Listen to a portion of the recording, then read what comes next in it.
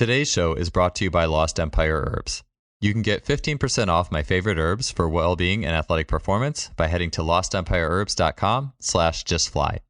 About 3 years ago, I got into herbalism after having Logan Christopher on the podcast, starting with the Phoenix formula, which literally had my body buzzing after I took it. Not in a jittery way, like coffee, but in a way where I really felt the herbs working with my body. Within 2 weeks, I was already noticeably stronger in the weight room. And ever since, I've made herbalism a regular part of my training regimen. I've totally ditched any sort of caffeine-laden pre-workout, and I really enjoy using supplements that come directly from the earth. Lost Empire Herbs was started by Logan Christopher and his two brothers to help bring back the lost empire of nature in our connection to it, and to bring the power of herbs to the general public. Again, if you want to see my favorite herbs, such as Shilajit, which has been mentioned by other podcast guests on this show, Phoenix Formula, and more, as well as get 15% off your purchase alongside a 365-day money-back guarantee, head to lostempireherbs.com/justfly.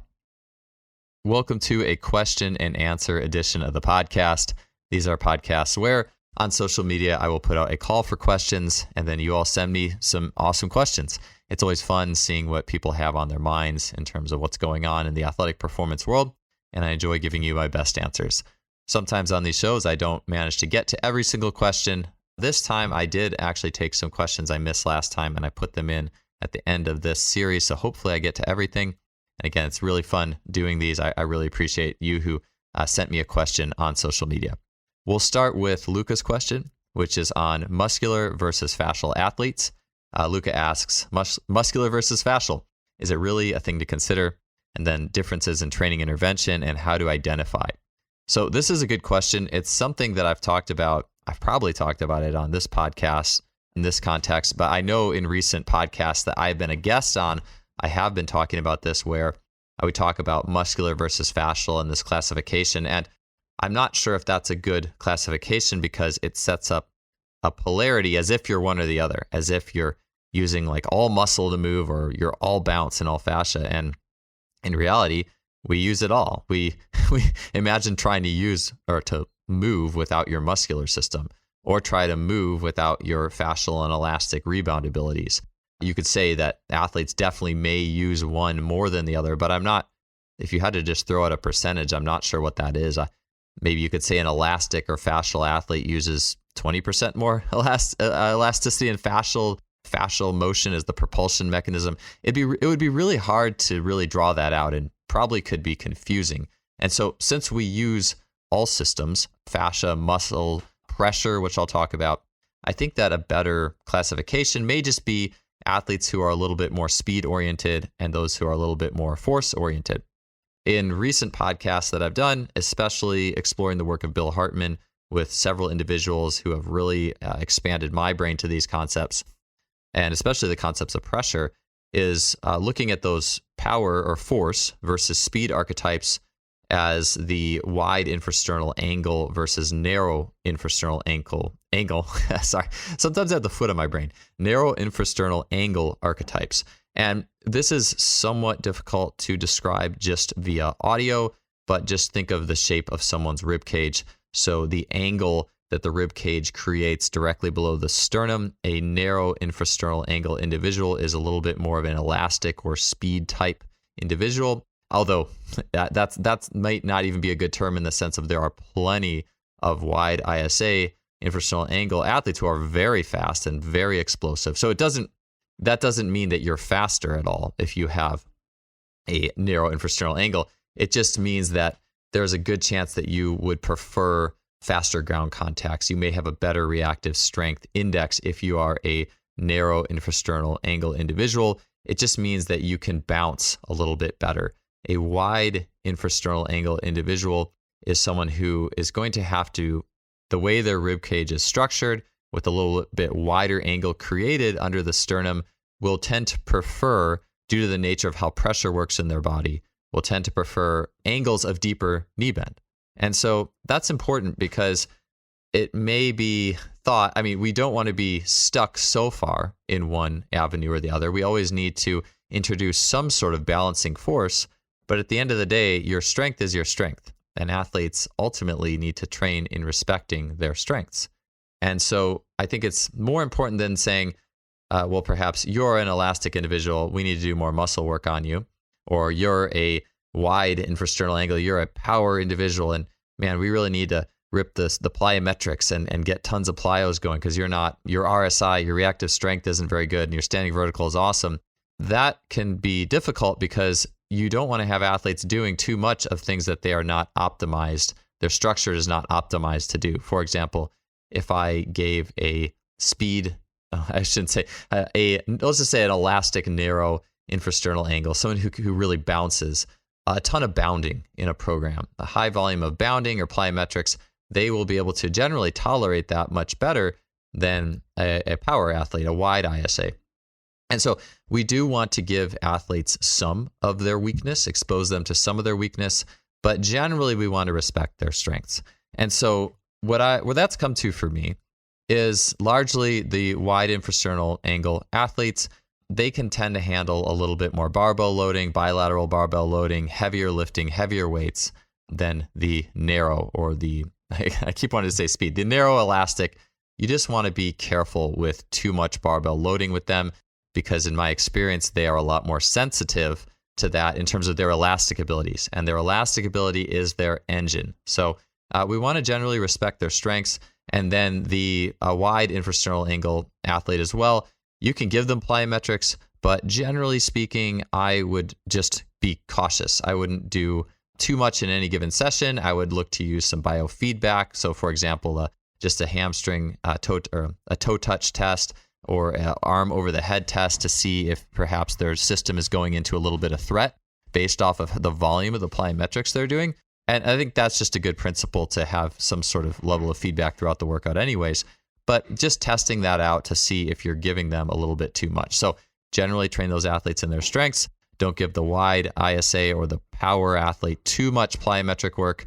Don't give the narrow athlete too much barbell lifting, especially like deep compressive bilateral barbell lifting that might take them out of their strengths a little bit. You can give them some for sure, but again, it's just a spectrum and it's just knowing how much for each athlete is optimal or ideal.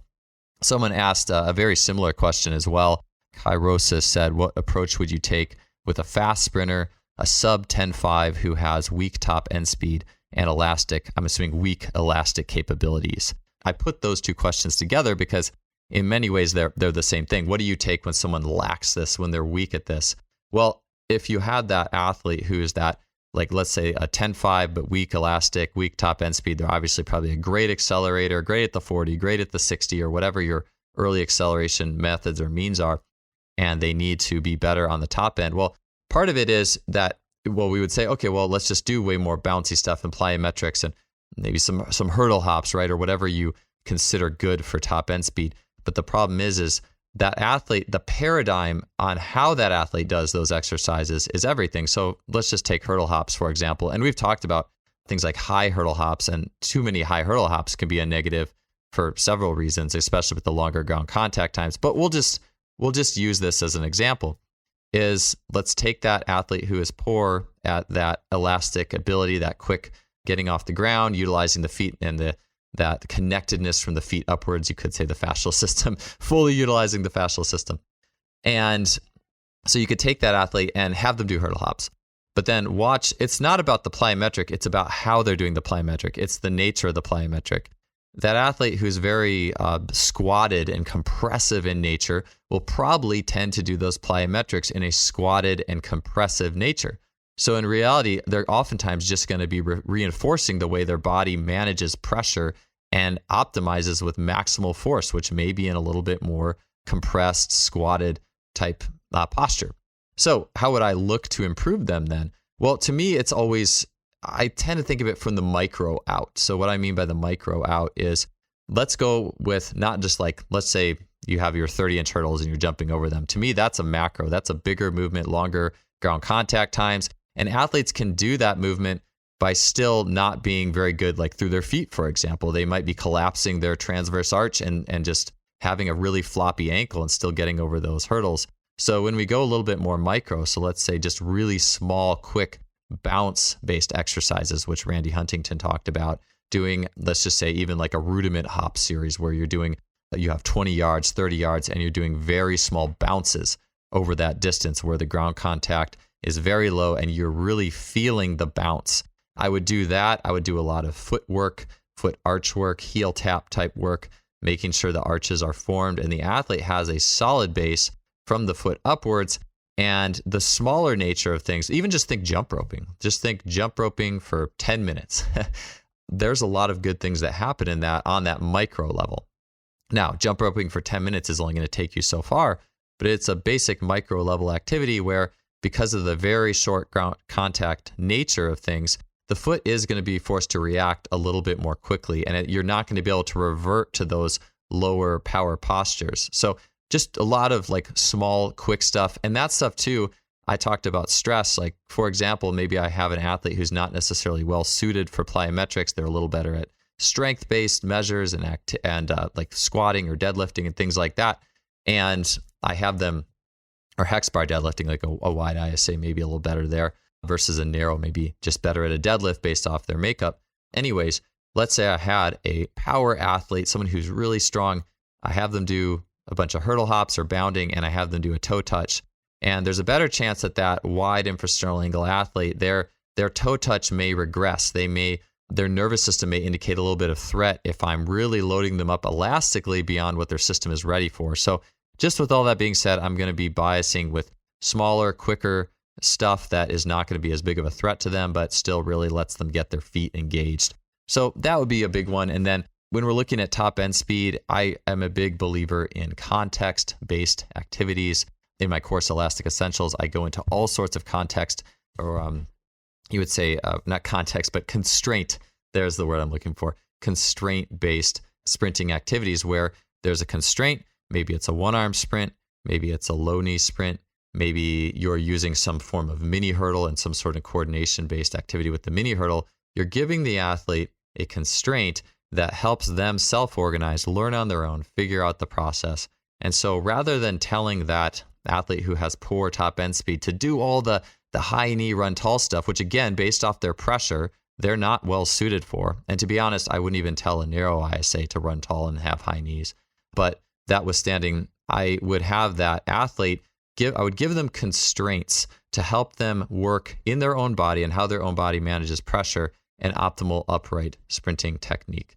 So I could go into that for a while. There's a lot of things that really go down that realm of sprint technique. Video is certainly helpful too.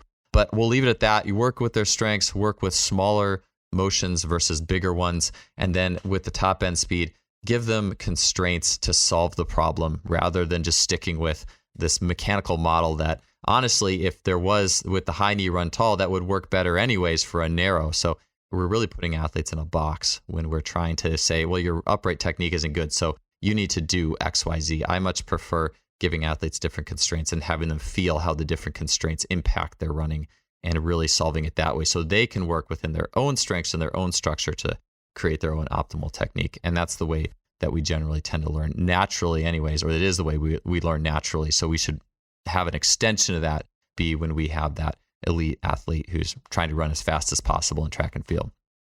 Next question. Sven and Coach Moses asked my opinion on the strength speed curve and training implications. And I think because two people asked this, I was thinking I saw Dan Bach was posting a little bit about the strength speed curve. And I think, I don't know exactly, actually, Dan, I didn't read all the exact what you were writing out, but it made me think about, and I think we would agree with this, but that like people get too into the minutia of all the little things you could do in the middle, in the sense that what just happened to go and jump and sprint and do your sport and then just do some standard weightlifting with more forces on the other end. So go do your easy strength or 1x20 lifting and then go play your sport. It's pretty simple. Do you really have to do all these things in the middle? Do you have to do squat jumps and, do the system that's the right squat jump and do the right velocity power load or things like that? And I'll say, I think my take of it is that my goal is to make training efficient. My goal is to not overly complicate something. And I think that the human body is smart and intelligent enough, and Christian Thibodeau got into this a little bit, that a good athlete, I should be able to just give them the main things they need and not have to get too complicated, meaning I should be able to give them a basic lifting and strength program and then basic speed or power work that could complement their sport in the direction that we're looking to go. And their body would figure it out by themselves. And we wouldn't need to get in this minutia of these jump squat ratios and ranges, or even you could say the same thing with Olympic lifts on a level, although I love using Olympic lifts. So my basic take is that if we don't have to get into minutia, then it's probably more efficient and we can focus on other things by not going there. We can focus on mental training and visualization or intention or nutrition or sleep or sports skill, more sports skill reinforcement, or maybe playing some games for a mental break. There's a lot of other things that I think we can do when we don't bog ourselves down in minutia that maybe we don't need to go there. Like Christian Thibodeau said, though, some athletes might need more exposure to just different parts of that curve. And I do agree with that. Helen Hall was just on the podcast and was talking about heel striking and foot placement in running and how beneficial natural terrain is with that stuff. So, for example, if I'm doing running and I want to be a better runner, we could take two runners. What's better? Having runner A sprint on flat, very, I guess you could call it unnatural, just super flat. There's nothing going on surfaces their whole life, and they get coached on everything. So they never are challenged from a reactive perspective. They're just coached. Someone's saying, do X, Y, Z in your sprinting or running. Versus someone who doesn't get any coaching, but has to deal with terrain changes all the time, uphills and downhills and little roots and ruts and slants. And their body learns on its own how to deal with all that stuff. And so Helen was saying that the hills going up or down can really help an athlete self-organize their foot strike without any extra coaching needed. And so I'll say that, and well, if you are a very poor striker, so if I'm running and I don't have a good foot strike and I need extra work, then I can use this in the middle stuff to help me. And I think that could definitely be an option with athletes who just, they maybe aren't making the gains that you want, just doing a binary program, and meaning we just have strength on one side and speed on the other. Okay, maybe we can get in some more advanced stuff that involves some speed strength lifts and some, you could say Olympic lift. I mean, I do Olympic lifts with a lot of athletes anyways, regardless, just because I think it's fun. And I don't think there's anything wrong with that. I think there's other potential benefits too, but at the end of the day, they're fun and they're explosive. And I don't think you have to classify them as this bridge, because you can certainly get athletes everything they need to play in their sport without that bridge of Olympic lifts. But for many athletes who maybe we want to see if we can make some more gains, and we've done the basics, we've done the strength, and they do speed and plyos, getting in the middle can be helpful. And so my favorite way of doing that is contrast circuits, like French contrast. And in French contrast, you're doing a heavy lift, and then you're doing a heavy or a more forceful plyo. And then you're doing a speed lift, so think jump squats or maybe an Olympic lift or something. And then you're doing a really quick plyo, like just quick contacts, like single leg line hops or assisted jumps or something like that. That's probably my favorite way. That, or just basic contrast training, where maybe you could contrast your squats with depth jumps, although that's still the pulls a little bit. So I guess if we're talking about some of that just quicker stuff, one other way I like to do it would be a descending set. So that reminds me of the old bigger, faster, stronger. This was their jump complex, is you would do in order. So not in a contrast, but you would do 2 or 3 sets of a deadlift, 2 or 3 sets of a power clean. So now the weight's going down lighter. So that maybe the deadlift is with 300, then the power clean is with 200. And then you're going to do 2 or 3 sets of a snatch with, let's just say, 135. So the weight's going down, the force, the speed is going up. And I love that stuff. I feel so powerful the day or two after doing either French contrast or that descending type work. And so if I'm going to use this in the middle stuff, I want to do it in a circuit, because I think the goal really is, it's more motor learning than it is just this abstract saying power. We're just building power. We're going to do jump squats for power. But I think it's only as good as you can use it, because a jump squat inherently, let's just say you have a bar on your back and 95 pounds and you're doing jump squats. It's not really, it's more specific to just do jumping in your sport by far, because in a jump squat, you're bilateral on 2 feet. You're using the ankle probably much more as a class 1 lever, or as a class 1 lever, it's very like knee forward, foot flat dominant type motions versus sport specific jumping. So you're not being super specific at the ankle, and you have a lot more compression through the spine than a typical bodyweight position jump. It's just not the same thing. So you're taking away a lot of specificity for just saying I'm training power, And in reality, just jumping in your sport's pretty powerful. So, or cutting, making a change of direction. All the things athletes do in sport have power to them when power is called upon. So just saying we're training power, I don't think on its own, I personally don't think has a lot of value. I think it's way more valuable when we just say, look, this is motor learning. I'm exposing you to different constraints of lifting and speed and force, and I'm letting your nervous system learn through this series. I think that's way better than just going in and saying, well, we're just going to do some jump squats for power or whatever it is else that you're doing. I will say that there are things like a Kaiser jumper like Randy Huntington uses and talks about. I think that's way more specific than having a bar on your back and the way that will give you the way that loads athletes up. So I think some exercises and ways people have created that are better than others, or even like speed lifting. Like I wouldn't really do like 40 to 60% on the bar and just move it as fast as you can, because it's just not, to me, that's not valuable by itself. That by itself, to me, does not really add quite as well to the system of, let's just say jumping, because that's an easy thing to do. If I wanted to have an athlete jump with more power and really work that part of the curve, that more speed end of things, I would want to do it in a circuit. I would want to have them do maybe a regular jump up to a net or a rim, do a depth jump, then maybe do a quick like change of direction pro agility drill to get a different frame of power. This is all bodyweight specific power. And I would really prefer that as power development, because it's specific and you're learning and it's velocity and it's a ton of coordination, versus the coordination to do a jump squat. I just don't think by itself is really valuable. Or you could say a kettlebell jump or anything with weights. And it goes back to like, just because something has weight, that doesn't make it better. I'm always going to lean towards my body weight, but it is fun with those complexes in the weight room. That stuff is fun. And French contrast, by the way, I found increases explosive abilities so fast.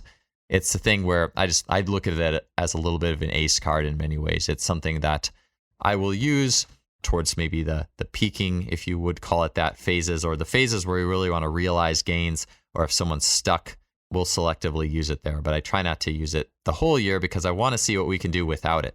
And that's something that Christian Thibodeau's show on that topic really got my gears turning. I've always been someone who wants to hold out on those really high intensity training movements like depth jumps or overspeed or whatever till later in the year, just because if you use it too much, then your effect from it kind of deteriorates over time. So we want to save those. We want to have them as ace cards. And so I think about that stuff where we're really surfing the curve in a circuit like French contrast. It's kind of an ace card. And then, as I said, I wouldn't just do like a jump squat or a speed squat just for the sake of saying we're training power by itself. I would much more tend to utilize that in a circuit format. So hopefully that gives you a good perspective on my frame of mind there.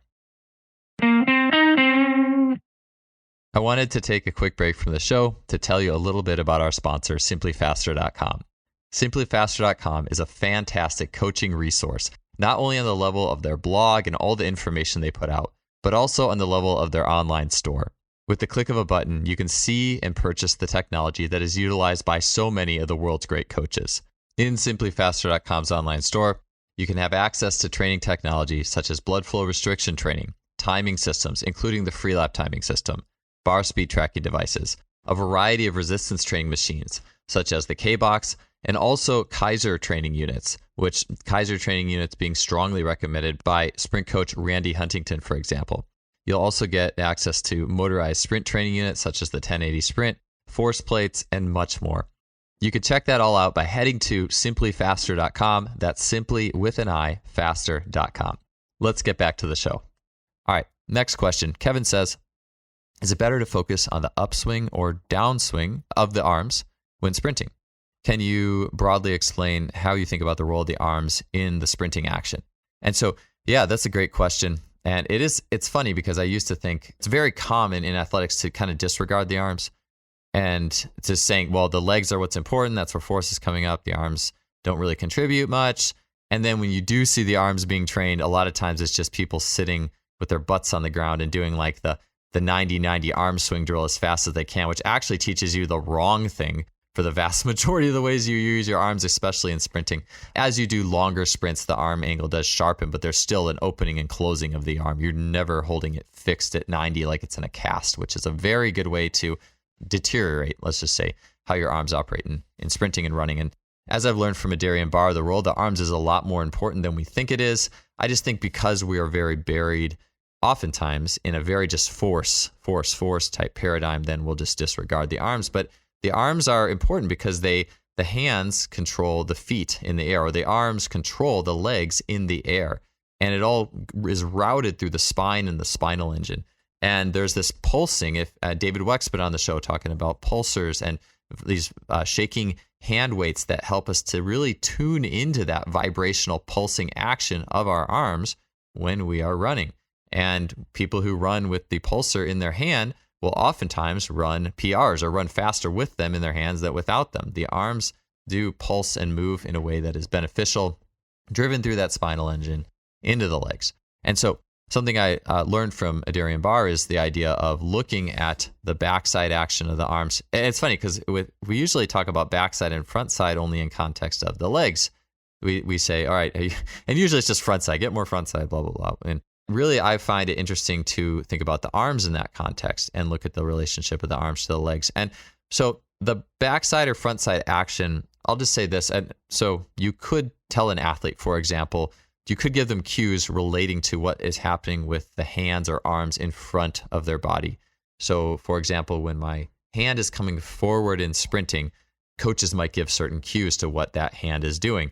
Hopefully, they're not saying keep it straight in line with your shoulder and don't let it travel inside the shoulder at all, because that's going to hurt athletes. But what you might say or have athletes pay attention to is how is the hand twisting.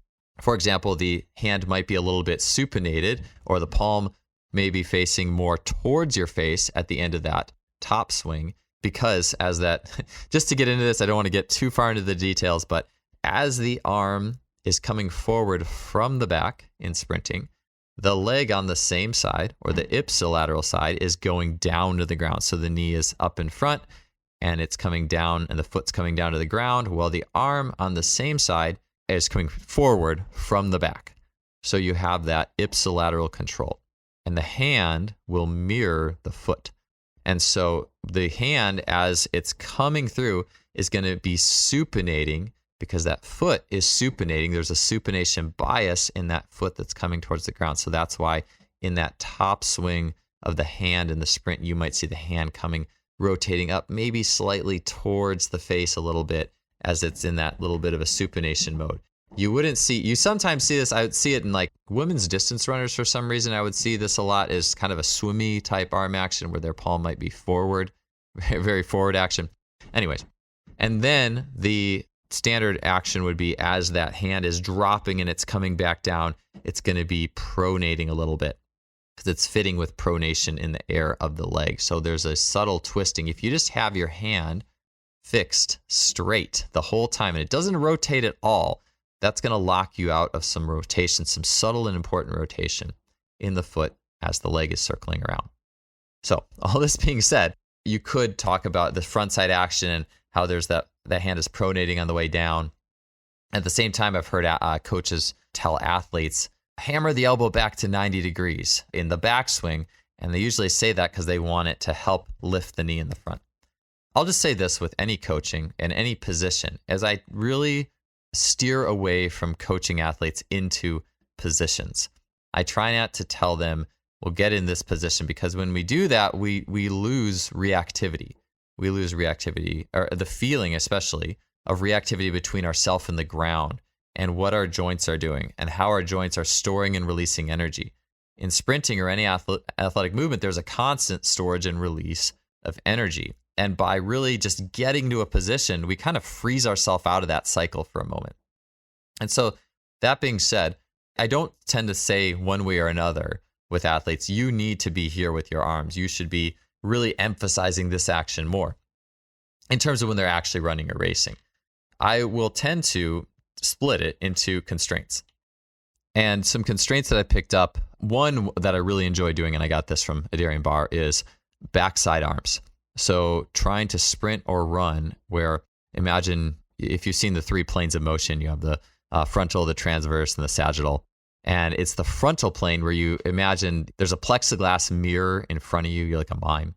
And imagine that plexiglass mirror is now moved so it's just in the middle of your body. So it moves into your body. And now there's the front side of your body and the back side. And so backside arms would be where the arms cannot break that plane of the mirror. They have to stay behind you. They have to stay in that plane of the mirror behind you. And maybe they come a little bit to the front more. I mean, it's not like, it doesn't have to be that crazy of a rule, but just generally speaking, putting that image in your head, keep the arms on the backside of your body, and having people run just using the energy of the arm on the backside of their body. No position, not saying hammer your elbow back to 90 or anything like that. Just find a way to make that work and feel how it changed your stride. Feel how you're recoiling energy from the upper body into the lower body. Feel how it changed how your feet are working.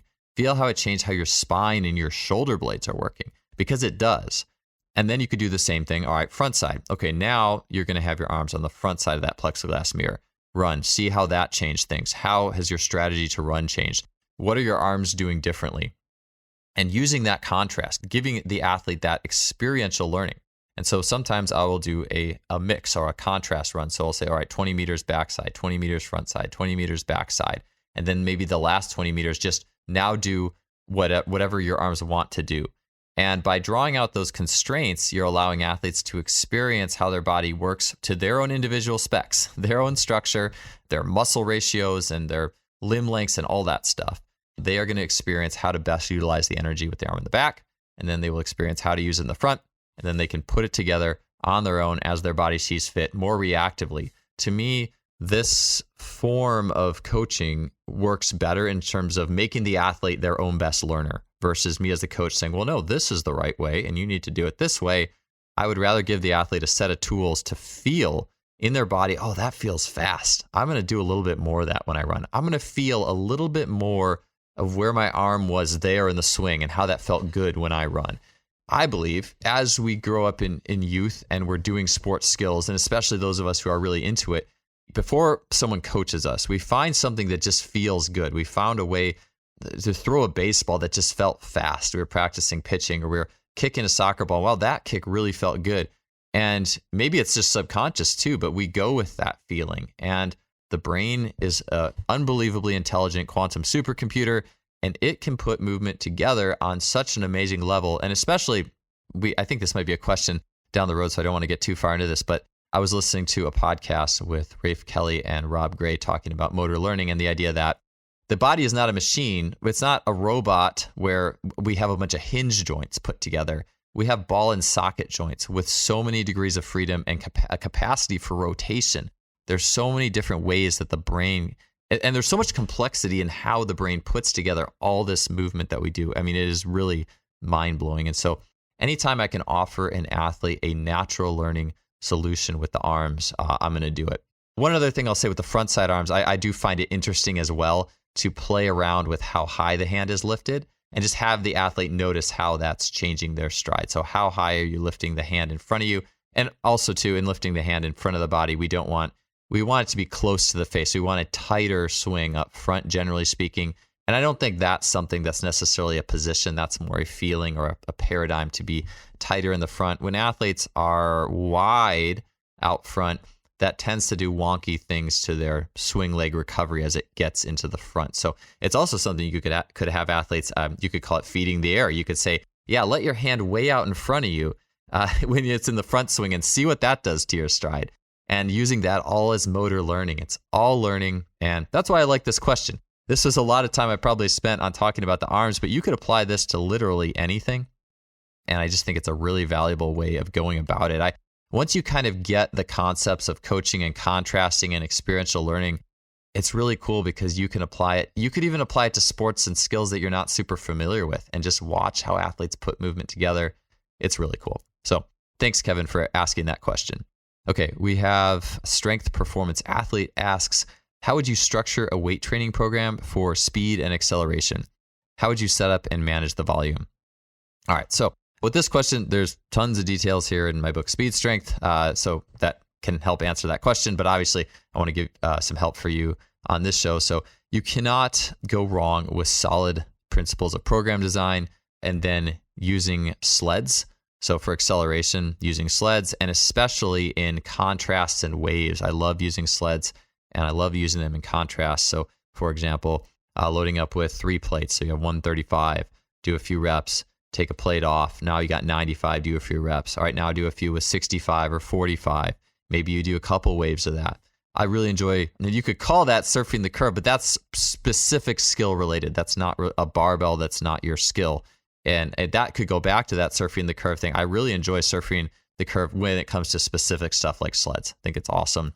And then sleds accompanied with a solid strength program. If you're looking for acceleration, strength isn't always the solution, but in the sense that, oh, you're not doing your skill very well, we'll just get stronger. But I have had really good success recently doing the sled contrast type work with 1x20 strength program principles. And for me, the 1x20 is usually ends up being more like 1x10 or 1x12, or a smaller form of Christian Thibodeau was talking about 3x8, 4x8 when he was on recently, talking about just that slow and steady and consistent strength gain that you're going to get with a little bit higher reps.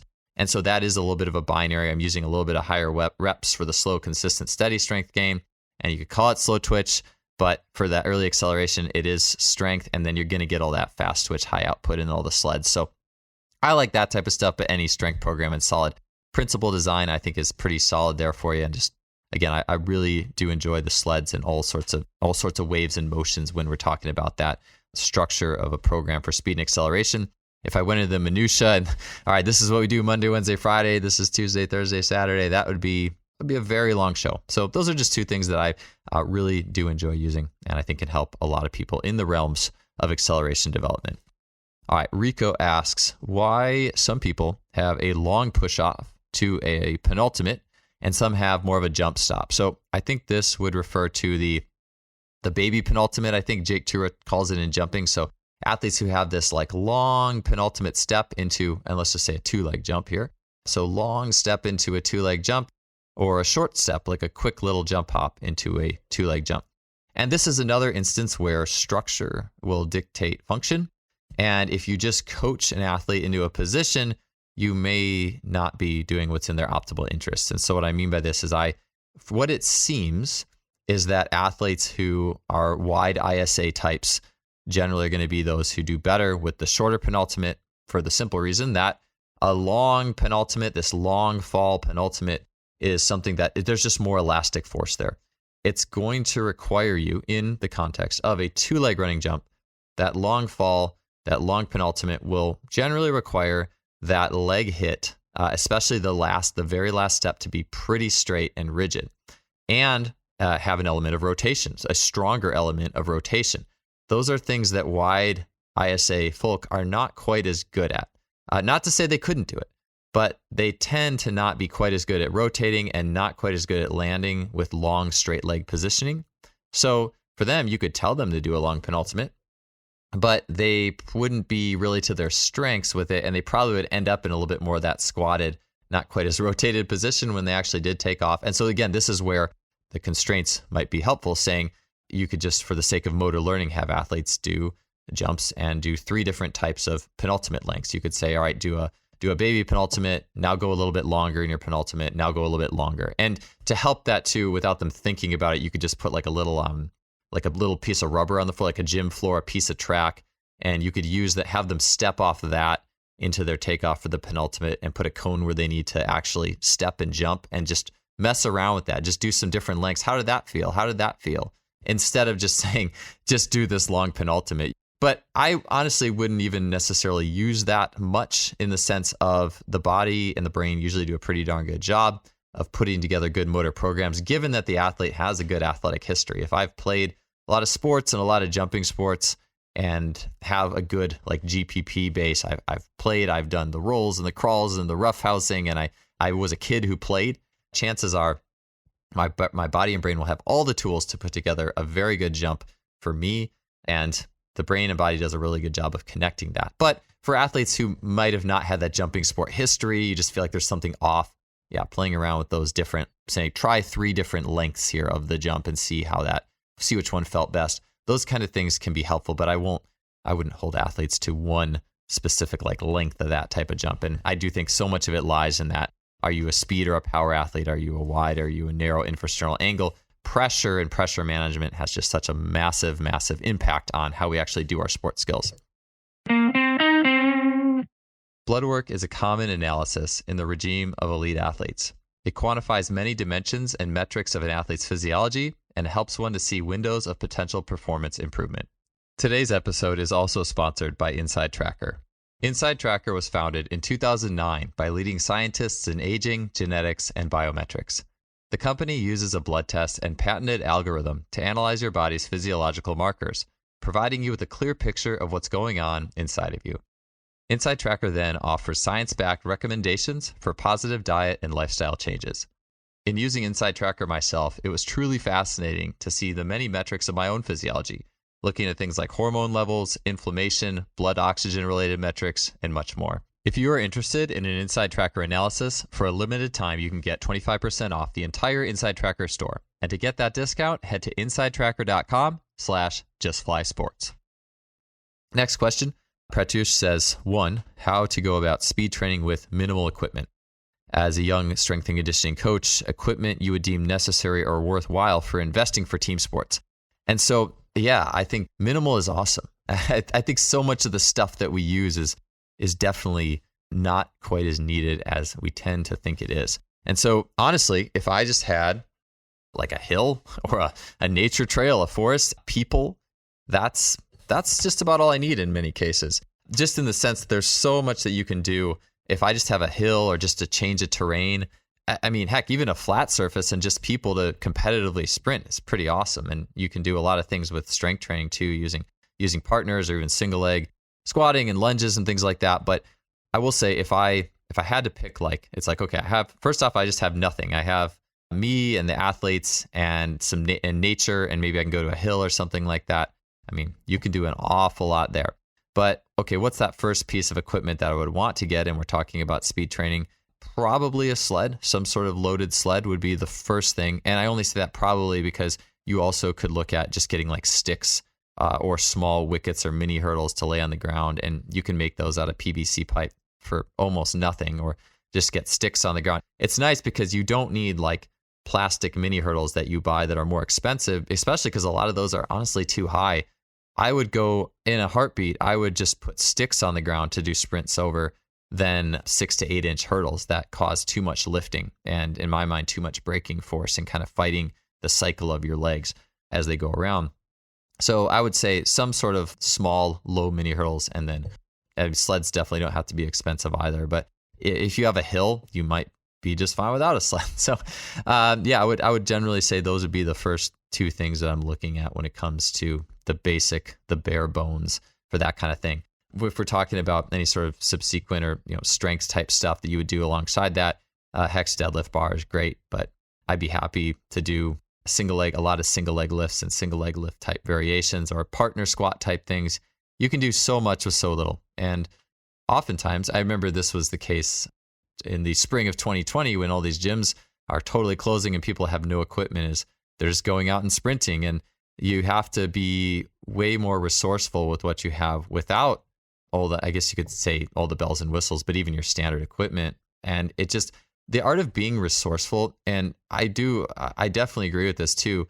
When I was at Return to the Source, so Rafe Kelly's retreat, I was there in July, and it was 7 days where I think I looked at my phone basically just once a day to call home, call my wife. And other than that, I was not around technology. And the longer I was in that, basically that state, it was just me and the other people there teaching me and training with me and nature. I felt like my intuition was just improving and improving and improving, and my ability to be resourceful with just what I had. And I think it's really important to do that before we reach to just other tools that don't demand necessarily a whole lot of intuition. I think it's really good to become very good with the tools we have before we just reach out to other things. So intuition and just knowing how to use what you have, really, really big. All right, Pratyush's second question. What is your idea for in-season programming for team sports, what to train and how much? I'll just leave this as a kind of a basic general answer. Is I use a lot of iso holds in season, bodyweight isometric holds. I just think that is a staple. It's a standard. It's a great way to keep athletes healthy and resilient. And it can be a little bit boring, I guess you could say, in some senses of the word, but it's just simple. And in season, athletes, the complexity demands of their sport, the tactical, the technical, everything they're doing, I don't want to be complex in the weight room at that point. Maybe I might, so outside of the ISO holds, if they're in a little bit of a lull where they're maybe not playing as many games, then maybe we'll bring in, I would call it mental relief work. So just other types of games or sports that are fun to warm up with that aren't their sport, just to give them a little bit of break mentally. Dr. Yesus talked about that with the Russian volleyball team playing soccer in LA before they played the United States in volleyball, just as a mental relaxation. And I definitely believe in that stuff. I think that's helpful, but you do need to be careful with how much and where you're doing that. And then honestly, with any sort of like lifting type stuff, it's pretty much easy strength style programming, maybe 1x10 or 1x8, stuff like that. To me, that the strength is not complicated, and I don't use that much of it. The barbell work in season, I definitely tend to prefer body weight. So that's basically what I do in season. I could go into a lot of minutia there, but I will look at that. And also it makes me think about what Milan Jovanovic talked about with the idea of, when he was on the show, I believe he talked about this, the idea of in season, we don't want a lot of peaks. And I think when we're using neurally intensive activities and we're even weights, which to me, it's good to maintain your strength in season. Absolutely. But we don't want to be creating peaks and valleys through excess stress in the weight room. And stress can be good. I mean, getting stronger in season, if you're not stressing yourself overly where it's taking away from your sport practice to get there, I think that's fine. But I also think that if you're a support staff and you're not the sport coach, just realizing that, look, my job is to get these players that I want their sport practice to shine. That is absolutely what I want. And I think that can sometimes cause a slightly different perspective. So I'm not as inclined to be utilizing heavier doses of weights in season. I just want to keep things consistent. And if athletes are getting stronger with the consistency, then that's awesome. But I tend to use just a lot of body weight type work to keep people healthy and functioning well. Okay, next question. David S. says, how to deal with a toe sprain? Well, to be honest, I really don't know. I'm a strength coach and speed coach, sport coach. And so plus I honestly, on top of that, I don't really have a whole lot of history with toe sprains. I will say, I do think all injuries are blessings in the sense of they can help you to see a different part of your movement. And all injuries, as I talked about with like the learning and the noticing side of things, I think they help us to notice the way we move in a new light. And so if I sprain my toe, and I did actually, I think I fractured my toe one time doing like a diving training exercise where I was doing a pike handstand with the bands, but hit my toe in the ground really hard. That definitely changed my movement for a while. But just if a toe is sprained, it makes me think that it could be a good opportunity to do a lot of single leg stance work and just really get in touch with your midfoot and really feel how your midfoot is working. And sometimes we go to the toes too fast. We rush into the toes in various movements. And so it might be a good chance just to do a lot of like a single leg standing isometric hip flexion exercise, or just barefoot single leg standing and moving your legs around in different manners, and just noticing how the tripod of the foot is working. Notice how you're feeling the balls of the feet and the heel and the arch of the foot. And you can really just dig into what's happening there, improving some intrinsic foot strength and just feeling how your body moves in different ways. I'm sorry, it's probably not a great answer, but as I see it, all injuries are a good chance just to learn about your body as you're going through that rehab process. All right, here is another question, I think still by David, is what frequency and timing during a training session or as a separate activity is best for isometrics like iso extreme lunge? And I did just talk about body weight training in season. And so I really love using extreme iso lunge, extreme isometric type work there. And so really it's something you can use quite often. It just depends on how hard you're going to go for it. And as a rule of thumb, you could either use the isometric work, the body weight isometric holds, either in the same session. So let's say I'm doing some strength and power. I could either use them before the session as a warm-up. I could use them after the session as a cool down. They just contrast. They contrast with the heavy high neuro work. You could also think high-low. So maybe Monday, Wednesday, Friday, I'm doing some fast sprints and some lifts. Tuesday, Thursday, Friday, you could do longer extreme isometric holds to help you recover. So those holds will help you recover from the fast work. So it's just a contrast. It's a recovery. That's how I like to utilize it. Okay. Jay Walk asked a question basically about inside edge, outside edge, utilizing pronation.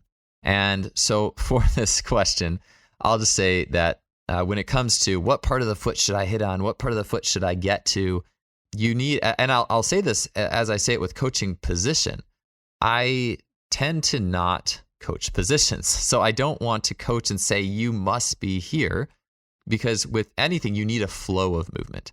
And with the foot, you need both pronation and supination. And the activity that you're doing may be biasing one more than the other, though. So for example, upright running, and as David Gray said this when he was on, it's a more supination biased experience than, let's just say, a deep squat, okay? Especially like the way a child squats. Upright running is going to be way more, you're in supination way more of that than you are pronation. I think Gary Ward in his book, What the Foot, said that pronation is only 2/7 of the gait cycle.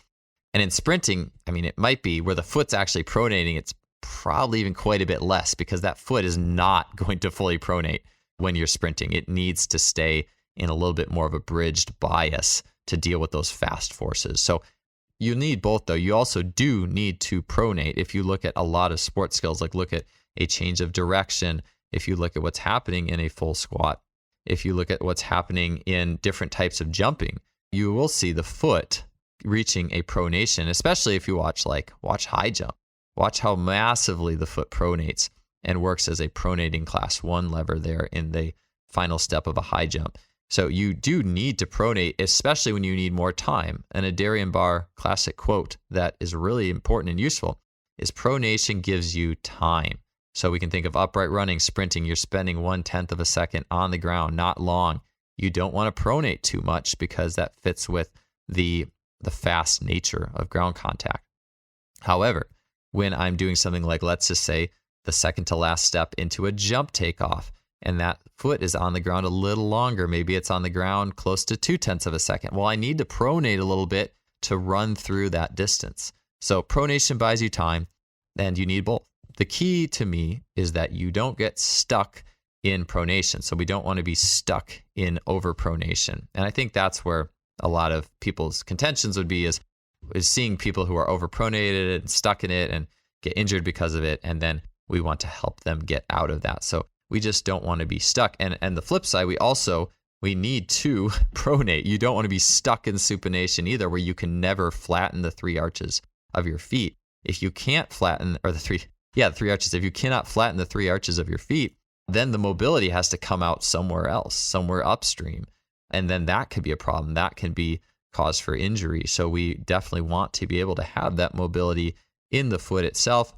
And if we don't have it, we don't have the ability to flatten the arches, the ability to pronate, then that can set us up for injury. And also I find that it can set us up for a more like a closed skill set. Like I've worked with athletes who were pigeon-toed in the past. And what I noticed is that these athletes could run very fast. And I'm talking like not a little pigeon-toed, like very pigeon-toed.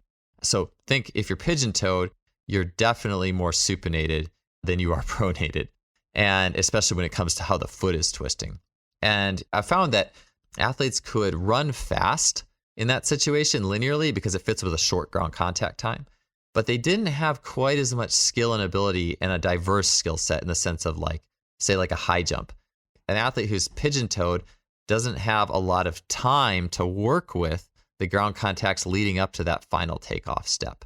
They don't have as much nuance that they can really set up there, and it tends to just not work out quite so well. And there's so many spectrums of this, but how I tend to see the equation is I just like the ability of the foot in about a 90-degree position. So let's just say standing on one leg. Can you stand on that one leg for a long period of time? Can you keep the 3 points of contact, the ball, the little toe, the ball, the big, the heel with the ground? Or you could look at an athlete, are they always, is there the ball, the big toe always coming up in a single leg standing situation? Or is the ball, the little toe always coming up when they're doing different movements? It's just important to notice those things and to make sure that they have good strength and ability and sensory ability in a basic standing position where they can really get all 3 points of contact and do it with a level of endurance. And you'll also find that those athletes who can do that they have pretty good arch formation. Their feet arches tend to work pretty well. All right, next question is Jay LeBoy, and he asks, how much does skill training affect vertical jump gains? And if you were doing your skills training for an hour, 5 days a week, would that negatively impact your vertical jump training? The answer honestly just depends on how intensely you're doing those skills. I would actually say that light basketball skill training is a great training or complementary training stimulus to doing a lot of power work. And I say that for a few reasons. One, it's just fun. It can be fun. Hopefully it's fun. But two is the rhythm. Bouncing a basketball tunes the body. It's a rhythm. It's a beat. And a lot of times that beat, that bounce is going to be tuned with other parts of your body. And so I find that, and I did this myself when I was younger, like 16, 17, and be doing the Science of Jumping depth jump program on Monday, and then just do a ton of basketball skills on my own, lower intensity, fun. A lot of the other days in the week, I played pickup basketball and dunked on Thursday, did some sprints on Friday or Saturday. And that worked out really well. And I really think the basketball low intensity skills helped to recover. But I think that the higher intensity stuff, it could be tough. All right, Cormac is the next question. And he says, have you ever experienced fascial contraction? Did it travel from the core to the feet or the neck to the hand? And I think that this is one of those things where I think there's different amounts of sensitivity to feel this. Like Dr. Edith Hoyce was on, and she's a chiropractor, a healer, someone who works with their hands on athletes. And so I think some people are more sensitive than others. I'll just put it that way. And it's definitely something that we can work on. Like we can train that. All skills and abilities can be trained. And I think a lot of athletes have very poor feeling or just feeling of connection. I'll have athletes do cat-cows and ask them what they think their hips are doing. And it can be very poor. So a basic level of awareness is key. I actually don't know that I feel that fascial connection you're talking about, but I think the thing that I feel that maybe is linked to that is timing and release, in the sense of if I'm doing bounding, I feel my foot loading, I feel my transverse arch loading, and I feel that moment where the ground is giving back, and then I feel how to go with that, if that makes sense. To me, that's more the feeling that I tend to operate with. So yeah, that probably doesn't leave much there, but I do think that some athletes and individuals and coaches are more feeling than others and can maybe feel that a little bit more. For me, I just tend to feel and how I'm operating with the ground. All right, Corey asks, how would you apply the idea mentioned in your post today? Which for me, that was about training compromised positions. I posted a long jumper who slipped on the board and whose brain basically had to jump in to save him from breaking his ankle or hurting himself. And then he just shot up into the air several feet, like almost instantly. Like it was a very fast, explosive jump. And Adarian Barr talks about crashing the plane, like where we get in these compromised positions and the brain will jump in to save you with this almost like heroic effort of the body. And so when the brain jumps in to save you, it's almost this superhuman, if you will. It's beyond our typical abilities level of just coordination and outputs. And so with that said, Corey asks, how would you apply the idea mentioned in that post to training sprinters? I have my own ideas, but curious as to yours. So yeah, Corey, I'd be interested in your ideas. Maybe you can hit me up after this show and let me know what you're thinking. But when I hear about that with sprinters, I think about how Adarian Barr has talked about athletes who stumble in a sprint in the first few steps and still run a personal best time. And so I guess that would be the thing, is that stumble. Like if you tripped over, now how would you, I don't know how you'd really want to set this up, right? Like you're just going to have athletes run over roots and see if they trip or something. But when an athlete slips or stumbles, that forces a faster than normal, just this brain crashing the plane, reorganizing everything really fast. And we talk about fast leg in sprinting, like you'll see the sprint drill where athletes do fast leg. They're doing a march type drill and then just whip their knee up real quick and it's a fast leg. And they're trying to create this overspeed. But the issue with fast leg there is that that's fully conscious. You're creating it. You're not giving the body or the athlete a room to react. And so I do think like you could make yourself stumble, like just saying, hey, go do this acceleration. I want you to like trip and just try to save yourself. I think once you get up to top end speed, that becomes increasingly more dangerous. Obviously, Austin Yoakum jumped in on that Instagram post and said that he mentioned if athletes in a team sport situation, like you're chasing an athlete and you take a hit and kind of get knocked off your feet and have to reorganize. I believe that something to that tune. I should go back and read exactly what it was, but something like that. Your body and brain is going to jump in and save you, and the speed at which everything has to get reorganized and redirected is just insane in those types of scenarios. And so it also makes me think, I wonder if you could do a thing where you are doing an acceleration or a sprint and just have someone with a pad like bump you intentionally. And I feel like the athlete would probably be bracing for it. It would almost have to be something you don't know is coming. But if you know something's coming, then you're going to be kind of looking out for it. So then that's the question. How do you do that? But yeah, I think just starting out with just forced stumbles can be interesting. Or I do like the idea of like a sprint float, which I learned from, that's not new, but doing it like every 5 meters or 10 meters where there's just really quick on and off or on command on and off sprint float that's going really fast.